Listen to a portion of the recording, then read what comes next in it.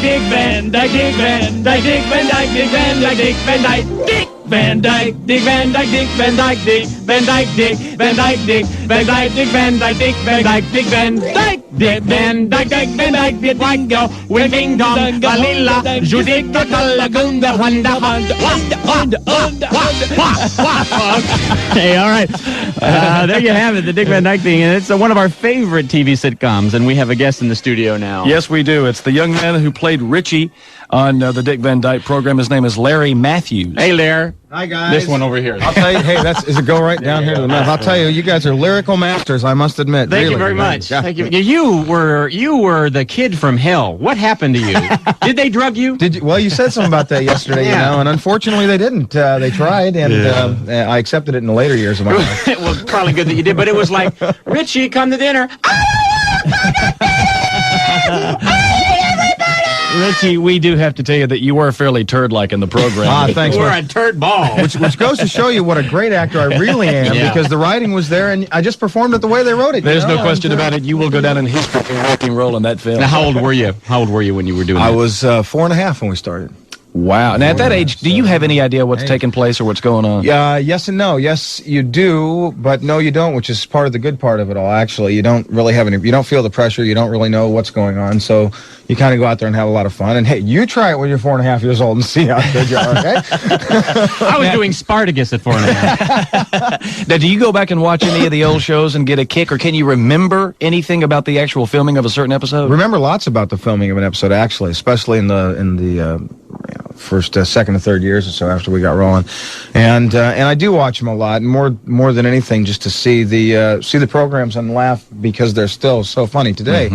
When you're young, you know, you watch all the office scenes and the scenes in home and other type of things, and you can't really appreciate it as much as, you know, an older audience would. So when I did get older and I started watching the shows and reruns and things, boy, I just laughed, man, because some of that stuff was so good in the office with Buddy and Oh, yeah. and Well, Jack who wrote and the show? Well, I had several writers, actually. Carl Reiners, you know, wrote the pilot and wrote several of the episodes, including a lot in the first year. But over the years, we had Sam Persky, Bill Persky and Sam Denoff. Sorry, guys. And Jerry Belson, Gary Marshall wrote a lot of the shows. So they had a whole lot of talented writers over the years that are, you know, big, heavy names in the industry today. Well, the neat thing, Larry, is that you were ugly as a kid and you grew up ugly. So at least you stayed consistent through the years with that. That's important. Well, we like to do that. You know, it's important to keep this image going through my later years. Look, you called us, Larry, okay? So we have the right. Well, the reason, you know, of course, my lawyers advised me to call you first before they took action because of all the slanderous remarks that have been made on the show. And I must tell you, when I told them what was going on, they said, gosh, we'd like you to go talk to these guys, but we really don't listen to Ken and Bob too much. Oh, a stab! A stab! Of course, you know this means war. His name is Larry Matthews. He's going to be with us at least an hour. Before we do, let's. I do want to say one thing. Actually, my real name is Mazio, and a lot of people don't know that. Don't to tell say him that. Larry Mazio. I wouldn't tell him that if I was Really? What, do you got a new restaurant coming out, Mazio's? That's correct. Is that what And the we're deal going to is? plug that today. Mazio Matthew? Well, see, you know, in the 1960s, as you well know, or of course maybe you don't if you were born then, but it was not a cool thing to be ethnic those days. You know, Pacino was not in, and Right. you know, That's very true. So Thomas was. So I said, well, we better go with Matthews because you know it's a little more white bread than. Yeah. Well, okay, Larry Mazio is here. You know, Larry, Mr. Mazio, we did a song, and I'm sure you heard it, and I bet you just love it, don't you? Are you talking about your Yeah. Guys, I got to tell you, one of the most brilliant pieces ever written and ever performed. I think it'll be a Grammy nominee without question. Thank you very much. We Sure. were passed over last night, but we feel strong about it now. Thank you That's very all much. right, you Thank know. you very much, Jerry. Mazio. Mazio. Thank you. All right, well. Here it is. It's Mark O'Brien's So Damn Slow, and you have a chance to call. What you do, you can call him anytime. Play Ask Larry. Give us a call. 6 minutes after 7 o'clock on the last day of our working here for a whole week. And you know, when we decided that we're going to go on vacation, we figure, well, the big show, the big Friday show, we want to give you a real superstar on the program. So we looked hard and long, as it were, and we found somebody. And they couldn't come in, but So we so we have this guy, Larry Mazio. yeah, Larry Matthews, of course, Richie from the Dick Van Dyke program. And frighteningly enough, he knows a little too much about the program. I guess he sits around the house and babbles and studies these books on the Dick Van Dyke program. There's a lot of books out on the Dick Van Dyke Show, too. A lot of real There good is. books. Thank you, Chuck. Yeah, There is, big yes. part of TV history. Okay, I like this man over here. first we have a manly man question for you, okay? A manly man question. And I don't think, it was a long time ago, and unless you kept up with it, I don't know if you'd remember it. What was all the names in your middle name, Rosebud? What did all those letters stand for? Okay, you ready? Yeah. You don't think I know this? too? I don't think so. Robert, Oscar, Samuel, Edgar, Benjamin, Ulysses, David. Ladies and gentlemen. All right, now you're going to have to go ahead, put your hands on your hips, throw your head back, and give it a true manly man laugh. Oh, very good. Good I've job, been Jerry. waiting to do that. I really have. Thank you. All right, let's take a phone call. Ask Larry. All right, good morning. You're on the air with Larry Matthews. Good morning. Good morning. How's it going? That's fine. Since he was such a brat on the show, what I'm really curious to know is, what's like the worst thing that he really did that he liked doing? That you mean like what did I do that was that I was totally obnoxious and really wanted to do to really hurt somebody? Oh, not really hurt somebody like you might want to do at the present moment. But just, What are you trying to Like you. while on the show. What was the worst thing I did? I was such a good person. I never you did were a anything brat. bad to Calm anybody. down, Larry. Calm down. You were a renegade child out of hell. Probably there was an episode where they where they wanted me to be in a commercial with the next door neighbor Freddie. Do you remember that? I do. Car commercial with Sure. Freddie? You betcha. kept screwing the whole thing up. That's right. And of course, I didn't want Freddie there at all. Okay, I wanted it all to myself, Right. and I told him that. but that sticks out in my mind as kind of a ratty thing. What was the thing with the woodpecker? I remember an episode with the woodpecker kept pecking you on the head. The woodpecker? It wasn't that it was my one of my least favorite things we did in the show. What happened was the woodpecker. The story was, of course, the woodpecker kept pecking my head, and I was trying to get, didn't want that to happen. So at the very end of the show, they caught the woodpecker, and they found out that he was going to get the hair to build a nest with. Right. And so at the end of the show, the animal control guy comes in, and and he says, "Well, here's the woodpecker, and he was pecking at your head." And the scene called for me, the woodpecker going and pecking my head, right? And I leaned over, and the woodpecker pecked the head. So they said, well, here's what we're going to have to do. We have to put a worm on your head to get this woodpecker to do it. I went, oh, no, God, you can't put anything on my head. I'll die. There's a worm on my head. Please. How old were you at I this was time? Like 6 or I something? was like 5 and a half or 6 or something. And I was just frightened to death. Little of a wimpy kid. worm. Didn't want Yes. a worm on your head? Come on. Yeah, slimy, disgusting, crawling worm around my head. And I fought it. And my mom goes, don't worry, it's going to be okay. Just go ahead and do it. It's fine. Was your mom on the set with you the whole time? She was, because of course legally they had to be, and that was the guardian. She was there the whole time and went to school, for 3 hours in the morning. Was she a showbiz mom? She really wasn't. My mother, God bless her, she has 7 kids, and so how do you have time to be a showbiz mom? Really? With the rest of the brats at home to deal with. So What does it do to a kid who's 6, 5 and a half, 4 years old to be on a hit television program like that? Does it make you strange socially? Like you are? like now? Awful strange socially. Well, obviously it took a lot of years to catch up with me, but not really. I think that it's a perspective that you get from your family life, really. And if you have if you're an only child, I think it's worse. I have 6 brothers and sisters, and it was real tough to get out of control because my parents would keep me, in control. Plus, brothers and sisters to smack you around too. Absolutely, especially when you're the number 6 out of 7. Then they smack you a lot. Everybody talks. We don't want to talk to you. Everybody talks about the great ensemble feeling of the cast. It was a fantastic cast to begin with, but how much everybody liked one another too. Were you part of that? You involved in that? Definitely. That was really they really did. Everybody got along well. The crew, the directors, and the writers I mentioned earlier. Being so young, was Dick a father figure for you? In a way, he was in a way. Yeah. But was Mary a mother figure to you? Oh boy. Have I got stories for you? In those old shows, Mary had major league cone breasts. You know, the kind of the cone bras With a big point on the point end. right at the two tips right there. I mean, dangerous looking. Of course, I never noticed those things. Of course you And they had to sleep in separate beds, didn't they? Back That's then? right. You know, in the '60s, that was still very, very taboo to you have a king size bed or whatever with two people in it, and you betcha they had to sleep in separate beds. Well, good for Dick, because those cone breasts would have just killed him and stabbed him. That'd be a painful way to go. All right, Larry Matthews, or Larry Mazzio, is here with us, and you can play Ask Larry. The king of rock and roll will be in to talk to Larry a little later, and a whole bunch of more stuff. So stick with us. The Mark and Brian program on KLOS. Mark and Brian program 7 minutes to late as we continue now with our special guest. Larry Matthews played Richie on Dick Van Dyke is here. What a guy! Yeah. He was a turd kid. He was the worst kid on television. But supposed to be, I yeah, suppose. he was supposed to be. It's just following the script, you know. Uh-huh. And speaking of that, now, how did it work with you? You were 4.5 when you started Right. The show, Right. and you can't read at 4.5. How do you memorize the lines? It was actually a lot simpler than I found it to be when I got into college and started doing plays and things like that. We'd get the script, and my mother would basically go through the script with me and read my lines to me, and I would repeat them back to her, and that was it. Did she say, "Okay, Richie, be excited on this line"? Yeah, and she would coach a little bit, which was good. You needed that, and one time through, and pretty much I knew. I think in the entire 5 years, I only sloughed a couple of lines actually. Well, most of your lines were punch lines. You know, at the end, Dick would set up something, Yeah. Mary would set up something, and you'd come back with a real smart aleck line. Yeah. And you always had that smirk on your face. I just always kept hoping that at the end of one of the shows, they were just going to hold you down and just smack the hell out of you. It never did Well, happen. they did, but they cut it out a lot. All right, now, Well, maybe we could do that right now. all right, now, you mentioned earlier that your mother wasn't what is concerned a television mom, but yet you were at the age of 4.5 in a major television program. Did some director pull up in your front yard and say, "Hey"?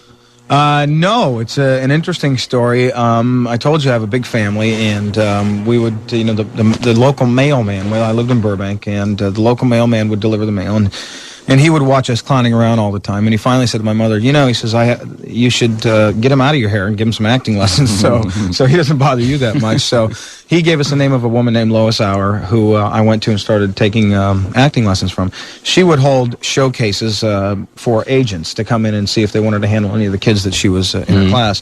And she held a showcase, and Gene Halliburton Agency was my agent, and Gene Halliburton and Dorothy Macklin came in.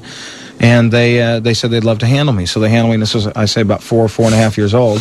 I love to handle a 4.5-year-old. Well, these were rather older women. My grandpa was into that, but I don't want So anyway, they said, great, we'll represent Larry. Yeah. And then they sent me they got the call for the interview of the pilot for the Dick Van Dyke Show, and I remember I was the only one from their agency that they sent on the interview, and I went and had an interview with Carl Reiner, and he said, we laid down on a couch and pretend like I was sick, and I remember that vividly. He said, "Okay, Larry." Wait a minute. Carl Reiner made you lay down on a couch? Well, now I have to clarify this. The pilot episode. Is this when he started handling you? You remember? No, that was later. The pilot episode. Of the Dick Van Dyke Show Richie was real sick, if you remember, and that we had the teepee built on the bed, and Robin Laura, there was a big party that Alan Brady was giving. Yeah. And Laura was so terrified of going away and leaving Richie alone with a babysitter because he was sick and this and that. So that was the premise, and Carl said, "Okay, you have to pretend like you're sick, like you're, in bed and sick." So that's what I did, and I got the part. Great. All right. Yeah. Okay, well, let's go to the phone. We have people on the phone who do want to ask questions to Larry. Good morning. You're on the air with Larry Matthews. Hi, Larry. How you doing? I'm from UCLA. I knew you from there, and I was at a Halloween party at Ken's house a couple years ago. Who's this? And I don't want to tell you. I want you to guess, but you were dressed as Elvira. Uh-oh. Boy, we're bringing out some dirt now, I'll tell you. Larry, did you have the cleavage and everything? I did. It was a well-thought costume, I got to tell you. Yeah, and you made a couple offers, and now I'm thinking of reconsidering. Well, yeah. Wait a minute. Hang on. We're going to hang this phone up now. What? Could Larry Matthews be a butt bender? A little Peter Puffin going on here, bud. Holy cow. Holy cow. Hey, now, don't start these rumors. My wife will be calling me at work, and then like, what do you talk about anyway? All right. Do you know who this is? I'm having some problems. Of course, the Halloween any party of my mind was a little cluttered. What he's saying, sir, is he has no idea. And I bet he really doesn't care, sir. That's true. That's okay. Who is this? That's Gary Bracken. Gary Bracken. Gary, how the heck are you? Yeah. He has no idea who you are. Sorry, he said, no, Gary's okay. In fact, Gary did. He chased me around and grabbed my ass a lot of that night. I must admit. Oh, Gary's the Rump Ranger. Little homo. I had to run. I had to run to a lot to keep away from Gary that night. All right, thanks for your call. Thanks, Gary. Gee, I had a question, and I think it's bypassed. While me. you're thinking of it, I have one. Go. There was a rumor going around that the role of Robert Petrie was first offered to Johnny Carson. Is that true? It's not a rumor. It is true. They did offer Johnny Carson. First, the first pilot actually was done, and Carl Reiner played Rob Petrie, and that was. They did it. Carl Reiner played Rob Petrie. He wrote it. He played Rob Petrie. Did he want to play that, or he was just actually? Well, the sitcom itself was really based on his life story as a writer for your show of shows. He wrote for your show of shows, and this was basically his experiences that he translated into. A Wow, sitcom. that's a neat fact. Yeah, and Thanks for that. and a lot of the storylines came from just actual things that happened to him while he was a writer on this show and with his family. With Rob, and they have a daughter as well. Yeah. And so, what was I saying? So Carl Reiner's son, who is Rob Reiner. Rob Reiner. Right. So you're actually playing Rob Reiner on the show. Well, I don't know how close that is, but I can only imagine that a lot of the incidents were brought forward from some of the stuff Rob did. That's just a guess, but I would bet that's probably true. Carl was a great man and a brilliant writer. He is. A wonderful man to work for. He really was. Well, you and Rob have a lot in common, at least both that neither one of you have much hair. That's so right. At least you're kind of going along with it. All right, now, you were talking earlier about you're married. Do you have any kids? No, I just got married a little over a year ago, and we do not have any children and don't plan to at this point either. How's it going? It's great. It's great. She's the most wonderful girl in the world. She's a little Midwestern farmer's daughter. Brian, do you something in the air? I mean, you kind of feel something there? going on? Oh, geez, Okay, then. It's 8 o'clock. We got to get out of here and do some news, but we'll come back. We have plenty of room for you to call. Ask any question, Larry Matthews. Again, Richie of the Dick Van Dyke Show is our special guest today, and plus all kinds of other big-time fun here with Mark and Brian on KLOS. 10 minutes after 8 o'clock, Mark and Brian program. Larry Matthews played Richie on the Dick Van Dyke Show's with us, and we're having a great time. We have a special call for you, Larry. Oh, okay, good. Hello, you there? Yes. Who's this? Well, if Larry doesn't recognize this voice, who screams at him every morning, he's just better. Who is this anyway? I don't think I recognize this voice. If I don't recognize the voice, I probably just better not go home tonight. Yes, you better not, Larry. Hi, darling. Hello, Larry. This is my wife. Oh, how special. I can't figure out who that guy was. What guy was? Gary Bracken? You weren't there, Jennifer. This is before your time. This is when he had men pinching his butts, Jennifer. We didn't want you to see these things, honey. I vowed I'd never let you know this, but you found out anyway. So, Jennifer, you've lived with him for a year now. What's it like? It's not easy being Mrs. Larry Mazzi. Well, let us ask, now that we have you on the phone, does he walk around the house and look at old pictures of himself as Richie and recite old lines? He started getting a tear in his eye. Humming the Dick Van Dyke theme. I used to be a star! Dick Van Dyke, Dick Van Dyke, Dick Van Dyke, Dick Van Dyke. Wait a minute, hang on. Larry was doing that. I know the lyrics. It's okay. Cool, bud. So does he do that? Does he walk around remembering the good old days? Yes, he does. Does he? Okay, then fine. You're in trouble tonight, Jennifer. Let me tell you. He moved, and I couldn't get him to, put them away. Jennifer, was that his opening line in the bar? Hey, I was Richie on the Dick Van Dyke Show. Maybe you remember me? Did he do that for you? No, he didn't. No. Hi. Well, How what? are you, Jennifer? And I said, who are you? I was Richie from the Dick Van Dyke Show. No, he was Elvira that night. Same night, we had a good time. Boy, you were happening on that evening, weren't you? Whoa, bud? boy, I'll tell you. All right. Anything else you want to share with us, Jennifer? Any really neat, behind-the-scenes kind of disgusting stories that only you would know? Jennifer, be careful. Now, with his hair, does he wet down one side, just make a big strand and whoop it all over the top? Is that the way he does his hair? Or does he let the hair out of his ears grow and then kind of do that thing? Listen, you better get him home fast, Jennifer, because Nurse Susan is hovering over him. She's wanting him. Oh, my God. All right, well, thanks, Jennifer. Thanks for calling, huh? You're welcome.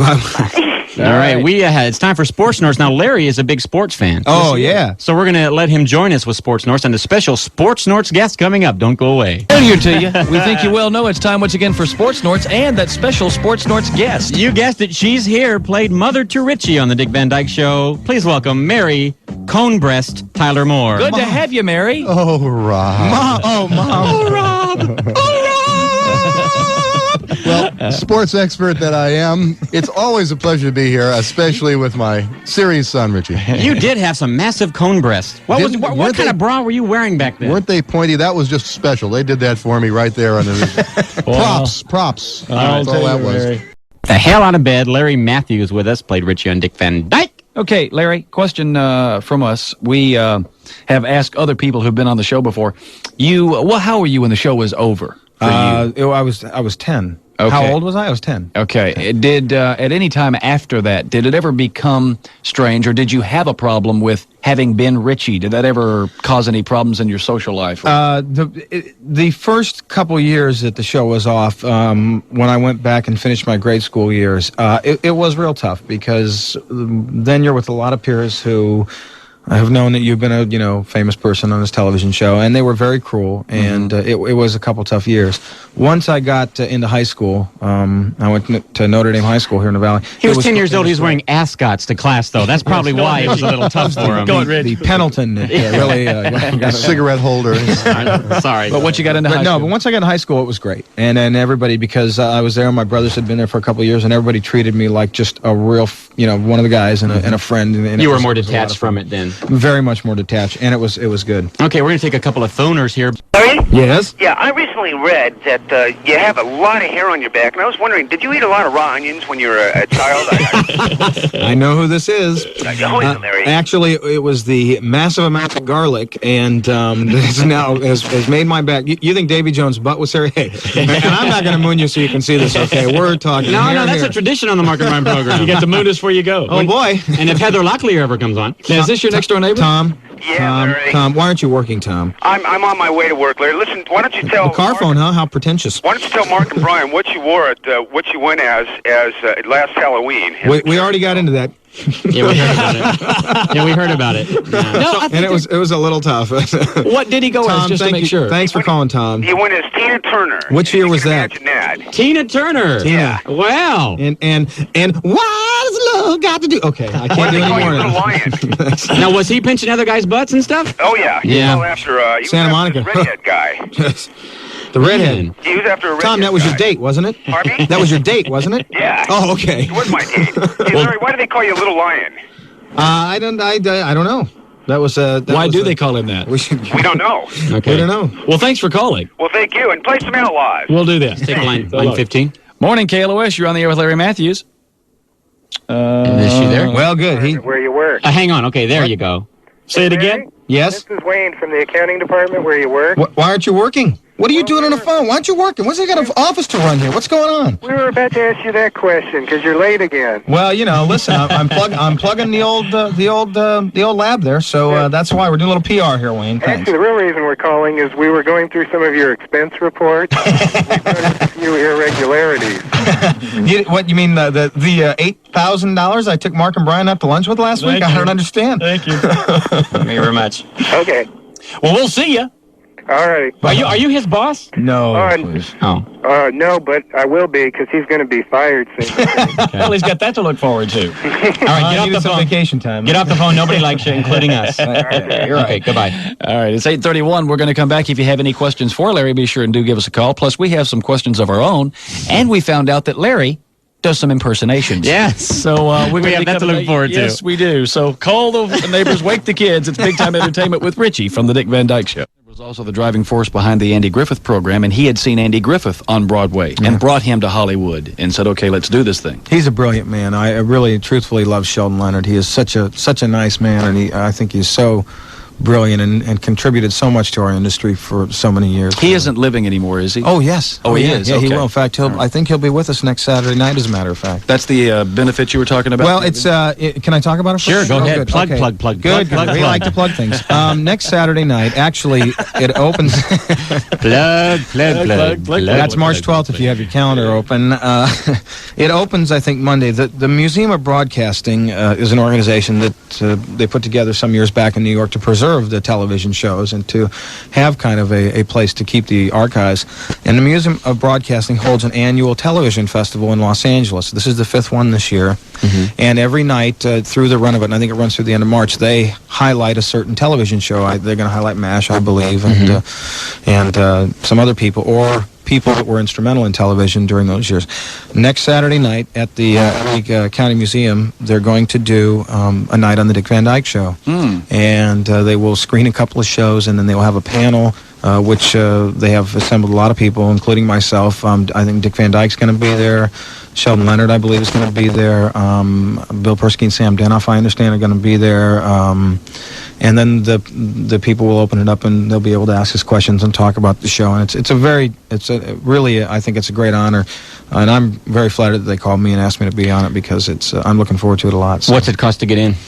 I don't know the cost of tickets because I don't pay for them. So refreshments, I hope. So yes, I think so. Speaking of finance, I just want to ask you quickly. If you don't remember, you don't have to answer, even if you don't want to. But what does a child actor at 4.5 make for doing a show like that? Well, you have to remember it was in 1960 when it started, so everything's relative at that point. Right. And I believe it was something around $200 a week for starting out as a first year. Boy, that's no wonder you were so peeved the whole show. Oh, jeez. He'll smile at anything.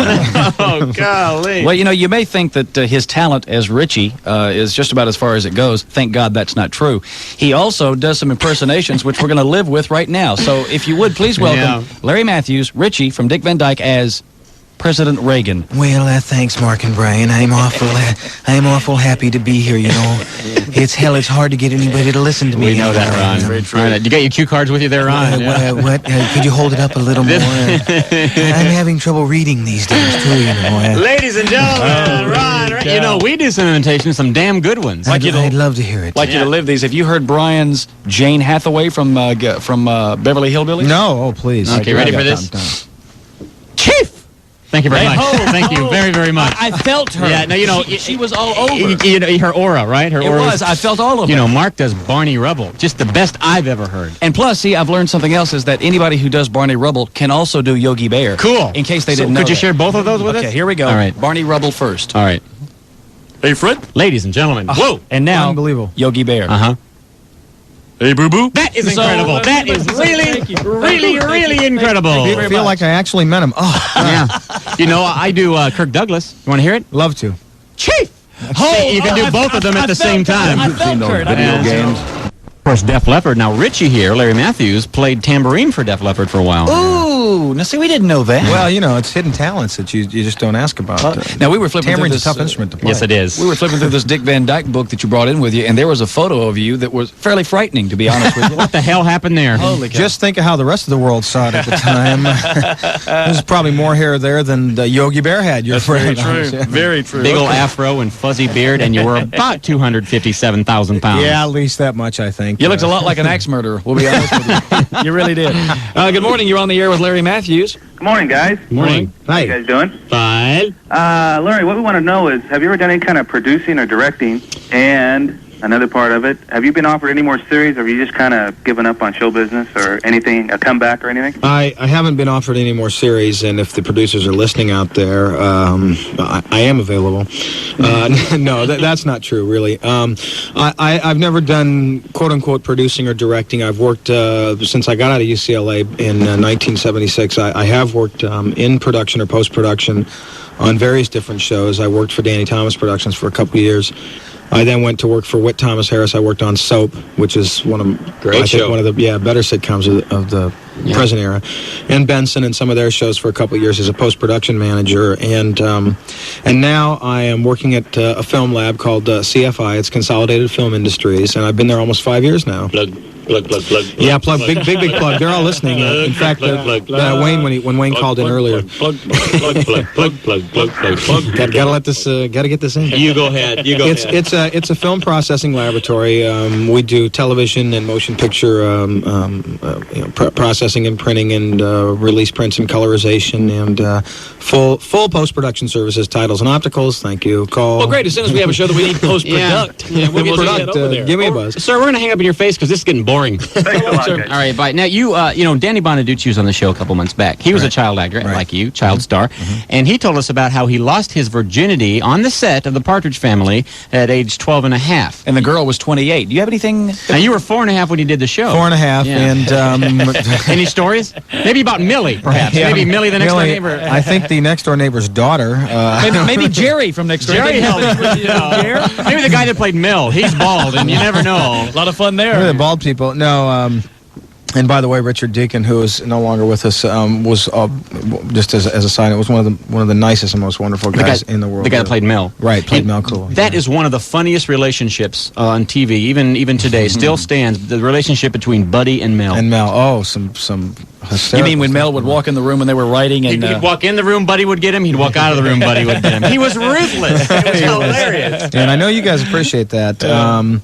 But what did you ask me before? Oh, nothing. It was about losing your virginity. Oh, right. No, I didn't have any exciting experience like Danny. I was, of course, a lot younger than Danny was when he was doing the Partridge. When did you lose your virginity there? Well, I guess I was about 12 and a half when it happened. And, the same 28-year-old. And, yeah, as a matter of fact, she got around. And back in North Carolina, and I was doing a personal appearance at a... I don't know, it's kind of amusement type park thing that was back there. This is good. We really want to know. And these wild Indians, the Cherokee Indians, who would stage these gunfights at this park I was at, and a guy came up to me one day and he says, "Say, Larry," he says, "you ever been laid, you know?" I said, "Oh, no, what's that like to do that?" What happens? And so they got one of their famous girls one night to go out with me. And, an Indian woman? And and it's history after that. I'll bet it was. Wow. You erected your teepee, didn't you, buddy? Oh, man. Yeah, we got some callers. All right, now you haven't yet you were talking about all the stuff you've done. You haven't yet told us about one of the ultimate moments of your life, the person that you worked with on tour. Tell us something about that. Yeah, I did. And Mark, I know this is especially special to you. I did spend about six months as a lighting technician on a Barry Manilow U.S. tour. I was at the show. No wonder you brought this up. We found this out. We were in Birmingham, Alabama, and you were. It was in January 1983. We did the tour in the round with Barry. And I looks like we made it. Now, what was he like working with? Well, we had other lyrics for it. I'm sure you did. I really can't sing on the air right now. I'm sure you did. Now, what was Barry like working? Barry, Truthfully, in all honesty, Barry, the people treated us real well, and it was a great experience. Being on the road is real tough, and I don't know if you've ever been on the road for any amount of time, but I went through some of the highest highs because you're in places you've never been before, and meeting people you've never been before, and it's very exciting. And yet some of the lowest lows because you truly are alone out there a lot too. Plus, you happen to be working for Barry Manilow and Barry, but they treated us real good. And Barry was. He was all right. Tell the Barry truth. was all right. Well, he's a professional, and he can be difficult sometimes. Big D? as most Big D? professionals can. Big D? No, not really. No, that's what you said before. It's what you said. I didn't say that. If the lawyers are listening, no, I did not say that at all. You said he was kind of hard sometimes. He was hard sometimes. I will be honest, and he demands a lot. But again, he puts on a good performance, and then they compensated us adequately for the hard work. Now you can go ahead and say it. Now you said this earlier. You said that he does put on one of the finer shows in show business today. Brother. No, he said that. Go ahead. I do think you definitely get your money's worth when you see Barry Manilow. Yeah. I had no question about it. Yeah, because I saw Barry, then I went to see Pink Floyd, and I thought, man, what a letdown. What a downer this is. Get out of here. Well, if I had known when I went to the Barry Manilow show that Richie from the Dick Van Dyke Show was hovering above me with a big light, That's right. I'm not sure I would have sat where I sat. I got to be honest. Okay, we've got 9 o'clock. You got time for one more break with us, and then we'll say about. Take a couple more calls. Come on back with us if you have questions. Now's the time. And we have to say goodbye to our guest. It's been a fun show. We're glad you came in. Oh, it's been a lot of fun, guys. Thanks for having me. me. For a has-been, geez, how entertaining can you be? Not bad, huh? For a man that has no reason to live. Why don't you plug that thing one more time? For the Museum of Broadcasting? Yeah. That's next Saturday night at the LA County Art Museum, the night highlighting the Dick Van Dyke Show at the Museum of Broadcasting annual television, whatever it was. Festival. Nice plug there. And has he signed our guest book? Okay, is that our new camera? We're going to have a new camera next week, but we're borrowing this and get pictures. Okay, can we do pictures with you, Richie? Yes, please. Well, before we do, we wanted to present you with something, a very special gift. I'm sure you've heard about them, and as everyone has. These are the Mark and Brian official Beanie Weenies. There they are, right there. I am just, There's an entire wiener. I'm speechless. An entire wiener in every single can. As it should be. I've been accused of that myself. Did you want to try them on the air here? No, I think I'll wait. No, you sure? No, they're special, and I think I really want to wait to eat them with somebody special. Yeah, we kind of thought you might. Well, thanks so much again. Thanks a lot. It was a lot of fun. Thank you, guys. It was fun being here, and keep up the bad work. Okay. Well, now if we call you in the future and we have some little cameo thing for you, you're not going to turn us down. You're going to be here with us, won't you? I'd love to come back. All right. Now the Christmas show. We're talking about the Christmas show. You will be back for that. Absolutely. Okay then. We'll be ready. KLOS at 9:26. Richie from the Dick Van Dyke Show won't leave. You can't get rid of him. We've already said goodbye. We've already given him Get the beanie out. weenies. We signed his damn book, and he will not. He's like Alvy Moore. He won't leave. Get out. No, there's no place to camp out. It's time to go. Get the hell out of We'll here. see ya. Don't come back. Okay. Larry, get out. There's nothing Larry, else left, Larry. Get out. We're finished with you. Yeah, nobody likes you. 95.5 KLOS. In one more tune, we will have entering this very room the King, Elvis Presley, live on KLOS.